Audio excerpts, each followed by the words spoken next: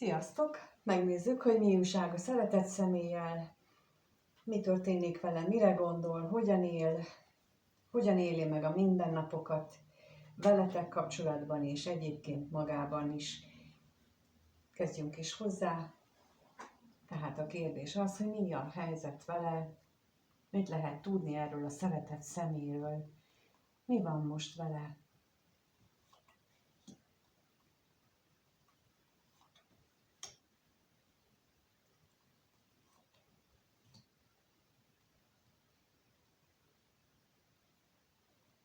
Mi van most vele?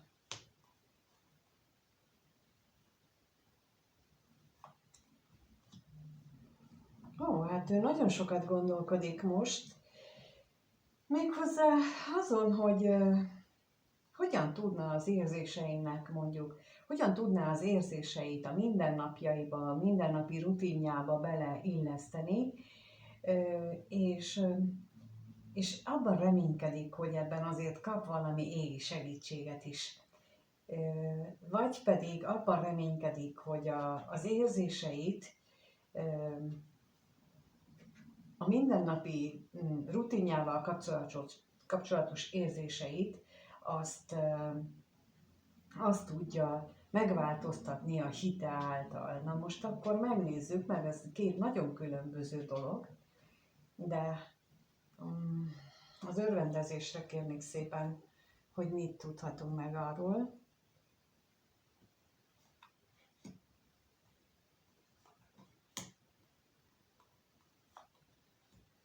Úgy tűnik, hatalmas változások történnek az ő környezetében, és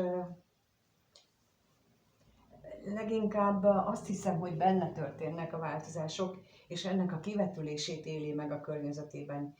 Például, amikor a tudatszintünk változik, akkor nagyon gyakran előfordul az, hogy a társaink, a körülöttünk lévők, akár a családunk is egyszerűen leválik rólunk, mert olyan nagy lesz a tudatszint különbség, az energia, illetve a rezgésszint különbség, hogy már nem képesek egymáshoz kapcsolódni, és akkor az így szokott megnyilvánulni. És itt most olyan nekem, mint hogyha itt ilyen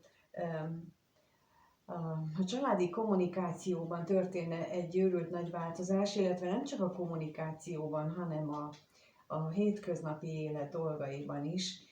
És lehet, hogy ez a kommunikációban meg is nyilvánul, tehát hogy így mondjuk szóvá teszik neki, vagy ő valaki másnak azokat a dolgokat, amit újabban másképp csinálnak. Na, nézzük itt ezt az állandóságot, hogy most itt mit akar ezzel az állandósággal,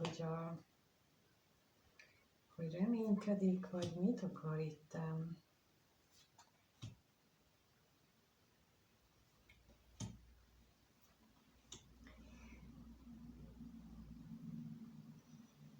Hát olyan, mintha azt érezné, vagy az van benne, hogy túl sokáig ragaszkodott haszontalan, hamis dolgokhoz, és ezek most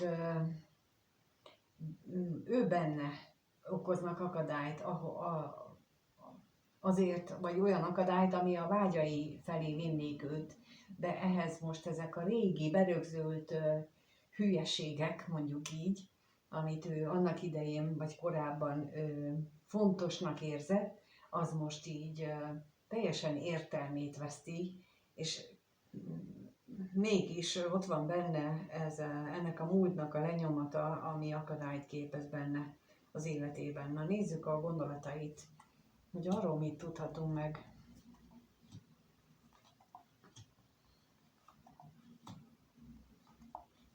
Sok benne a félelem, nagyon-nagyon sok a félelem, fél a veszteségektől, itt az anyagi veszteségekre is gondol, és fél a határozott döntéstől is. Itt azt érzékelem, hogy ő nem tud nem tud igazán jó döntéseket hozni, már úgy értve jó döntéseket hozni, hogy attól fél, hogy ő nem tud jó döntéseket hozni, és hogy a döntéseinek a hatására veszekedések lesznek akárkivel. Tehát éppen ezért mondom, hogy nem tud jó döntéseket hozni, mert ha valamihol meghoz egy döntést, akkor az nem fog valakinek tetszeni, ha másfajta döntést hoz, akkor az más valakinek nem fog tetszeni. Tehát, hogy így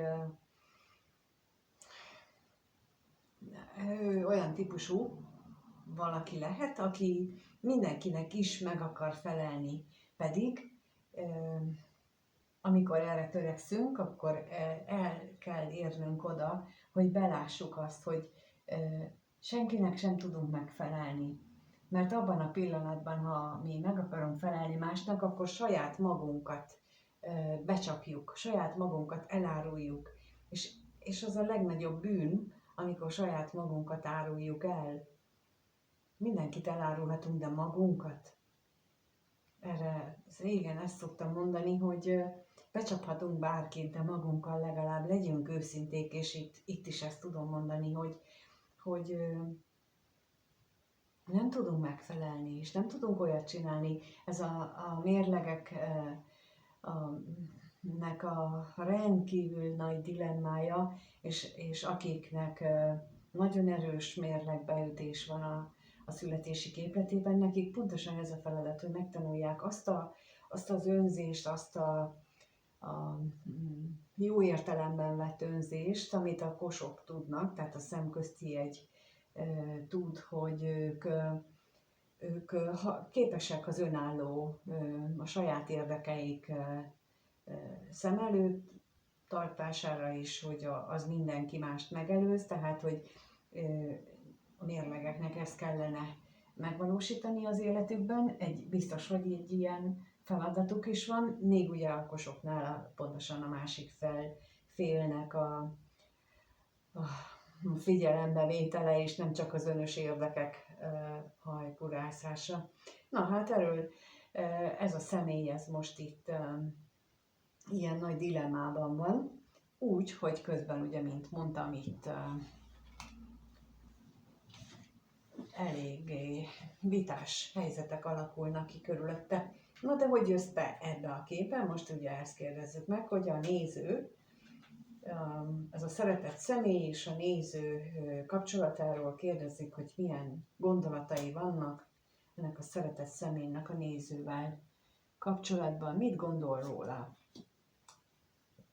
Mit gondol ez a szeretett személy a nézőről? Milyen gondolatai vannak?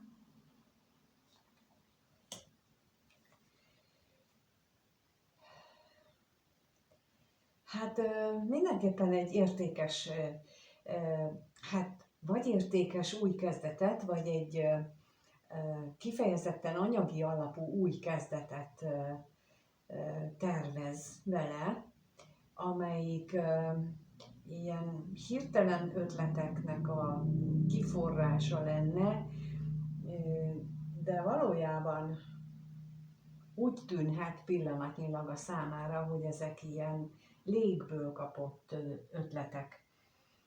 Hogy hát mondjuk így, hogy megszületett a nagy felismerés, hogy wow, akkor itt lehet vele kapcsolatosan valami jót anyagilag létrehozni, és a következő gondolat meg az, hogy de hát úgysem lesz abból semmi. Na hát körülbelül ilyenre gondolok itt, vagy ilyennek az energiáját érzem itt. Na nézzük akkor itt az váratlan örömöt. Hogy már előbb feladja a sikert, mint hogy egyáltalán belekezdene.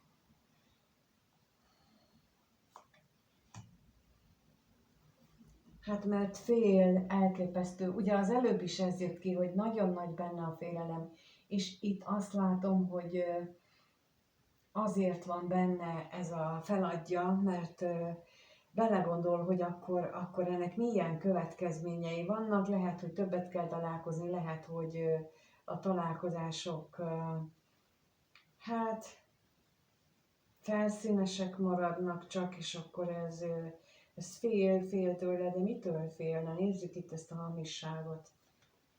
Vagy mi az, amitől fél?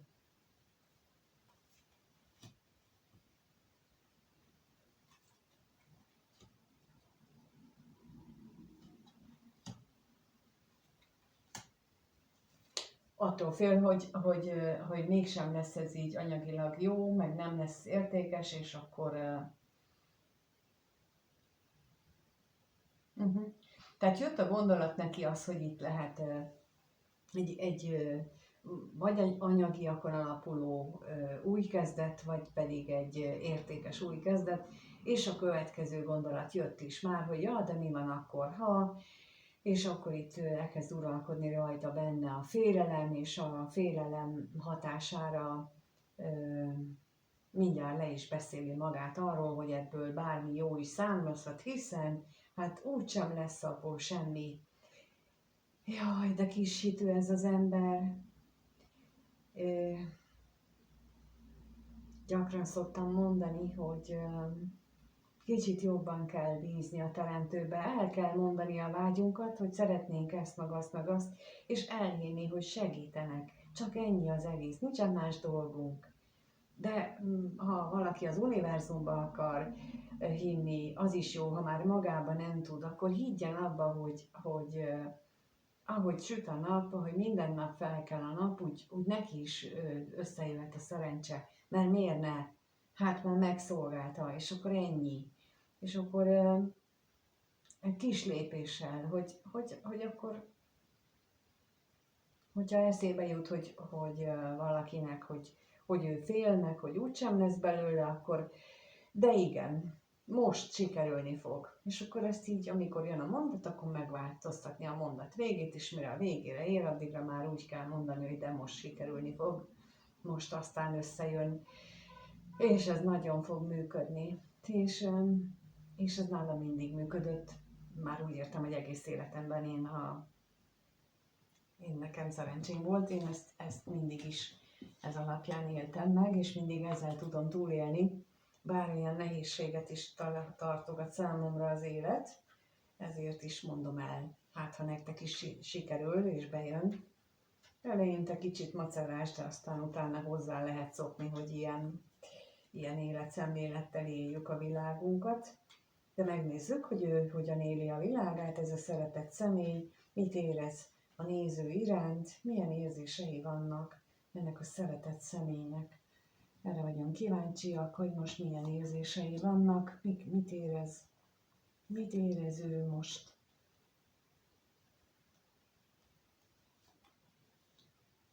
Mit érez ő?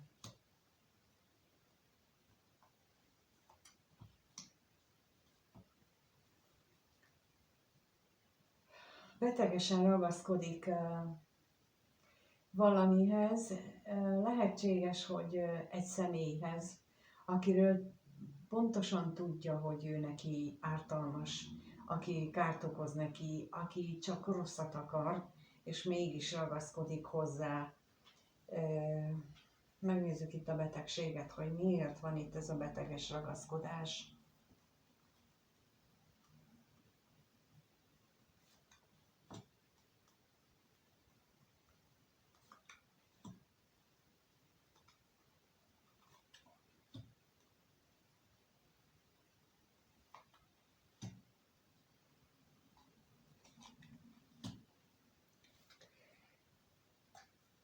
Vagy ettől a ragaszkodás miatt ő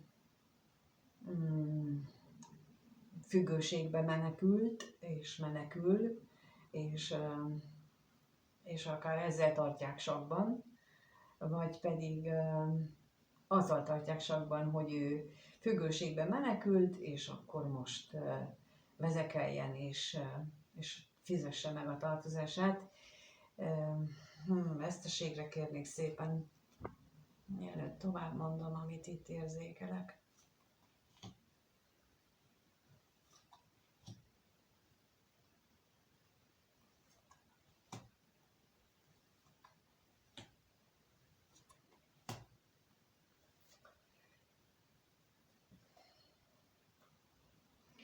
Bizonytalan bizonytalan attól, hogy mit csinálna, hogyan kezdeni újra, hogy az milyen félelmekkel járna. Itt megint azok a félelmek, amit az előbb láttam, tehát, hogy így fél az újdonságtól, fél attól, hogy kimondja, amit valójában gondol, fél attól, hogy milyen hatása van. Én inkább azt kérném, hogy attól féljen, hogy ő rá milyen hatása lesz ez. Mert egyáltalán nem számít, hogy ez a személy, aki ott középen van, aki hát úgy látom, hogy ő a néző iránt, tehát az irántad való érzéseit blokkolja, gátolja, vagy legalábbis ezt a elképesztő félelmet kelti benne, és ebben az esetben nem tisztességes. Nem tisztességes a veled szemben ez a viselkedés, hiába ez úgy gondolja ő azt úgy, hogy ez egy másik személy miatt van, vagy annak a beteges, az iránti való beteges ragaszkodás az oka. Nem, itt az ő döntéséről van szó, nem a harmadik félről van szó. Itt neki kell ezt egy döntéssel meghozni, azt, hogy én az a harmadik fél, az rám többé nincs hatással. És amikor az a harmadik fél egy narcisztikus személy, és én egy valódi narcisztikusról beszélek, nem arról, amit itt a köznyelv mond, az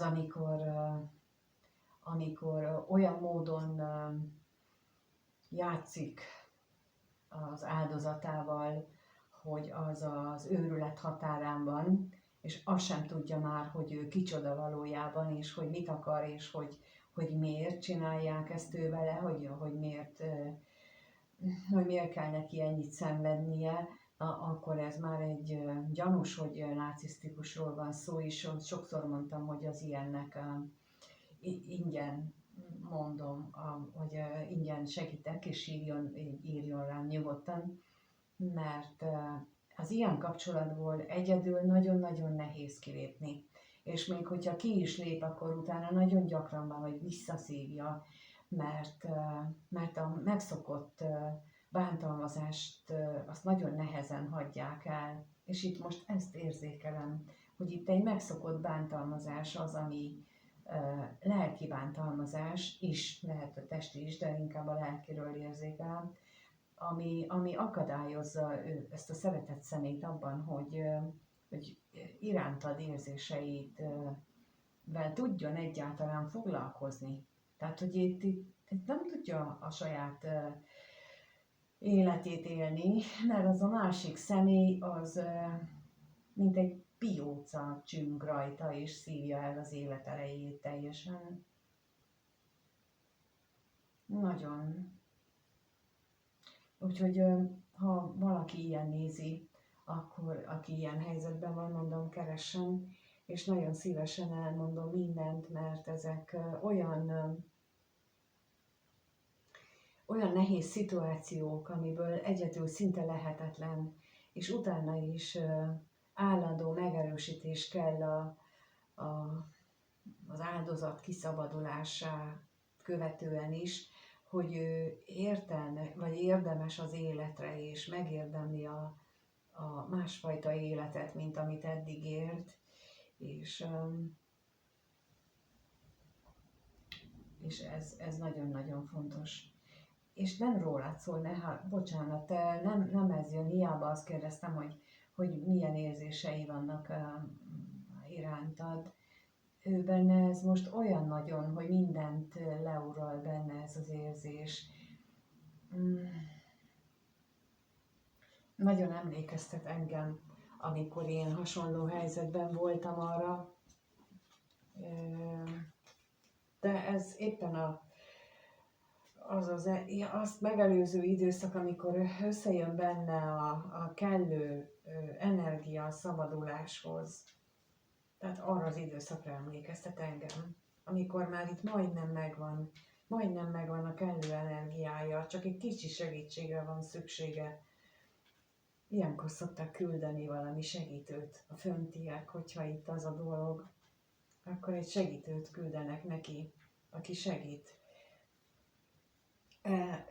De megnézzük akkor, mire számíthat a néző ettől a szeretett személytől a következő néhány napban, egy hétben, mire számíthat a néző ettől a személytől,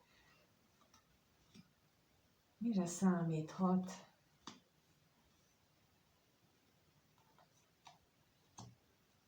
néhány napban.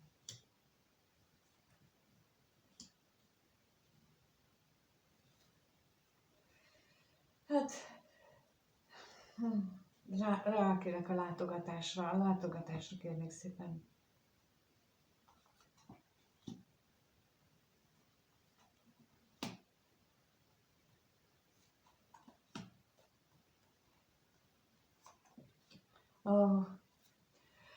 Annyira örültem volna, hogyha azt tudom mondani, miután ugye rákértem a látogatásra, hogy akkor itt mostan tutira lesz találkozás, mert láthatóan a nosztalgikus emlékek ott vannak benne.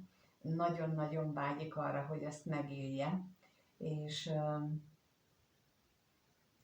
itt, hogy hátrahagyja már ezt a távolságokat, vagy ezeket a nehéz dolgokat, ugyanakkor, mivel középre a hamisság lapja jött ki, ezért kértem rá, hogy lássuk, mi van, és akkor az látszik, hogy nagyon sok esetben az történik, hogy a félelmei, a problémái, azok a félelmek, hogy a kapcsolatai, amire vágyna ő, azok csak vágyok maradnak, és nem teljesedik be, ezek őt visszatartják, vagy visszafogják. A tolvajra kérnék szépen.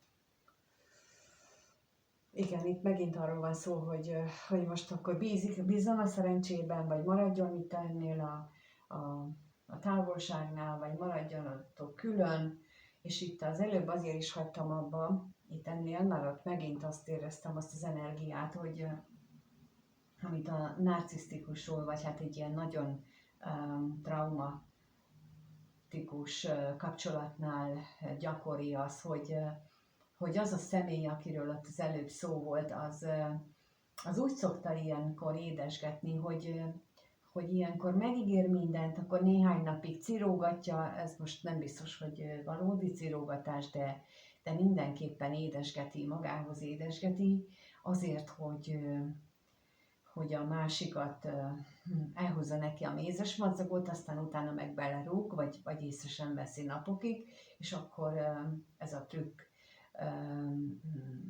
utána meg azt mondja, hogy nem is törődsz velem, meg nem jössz hozzám, meg szeretsz még, meg szól ilyeneket, kiprovokálja ezeket a dolgokat, és ez mindegyik ilyen dolog, mindegyik, amit most így elsoroltam, ez mindegyik traumatikus,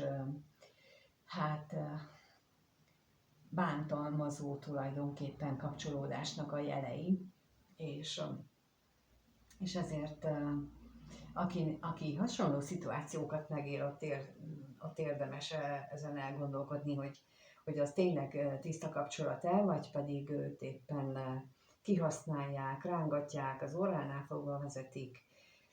Sokféleképpen mondhatom, de a lényeg az, hogy tulajdonképpen nem őszinte és nem tiszta kapcsolat, és sosem lesz az.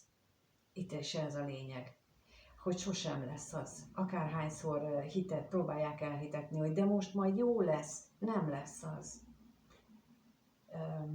99,9999 ezredig le lehet menni, hogy nem változik meg a kapcsolat, ezt addig játsszák, amíg valamelyik ki nem hal belőle a kapcsolatból, illetve ki nem lép. Most már azért vannak erre, hál' Istennek példák, hogy van ereje kilépni embereknek az ilyen kapcsolatból, régebben kevesebb volt, és most már vannak. Úgyhogy ezt látszik itt. Ma valamiért többet beszéltem erről arról, hogy ő milyen kapcsolatban van. Úgy látszik, hogy itt közöttetek is van ilyen, akinek ezekről hallani kell, mert akár ti is lehettek ilyen szituációban, csak esetleg eddig még nem tűnt fel, úgyhogy úgy látszik, hogy ez így van, de azért remélem, hogy néhány nézőnél azért ez a találkozás bekövetkezik a következő néhány napban, tehát, hogy lesz rendezvú, lesz minden szép jó. Én kívánom, hogy ez így legyen. Köszönöm, hogy itt vagytok és megnézitek, és köszönöm, hogyha megírjátok kommentben, hogy mit gondoltok, milyen véleményetek van róla. Köszönöm a lájkokat és a feliratkozást is, kérlek hype-oljátok.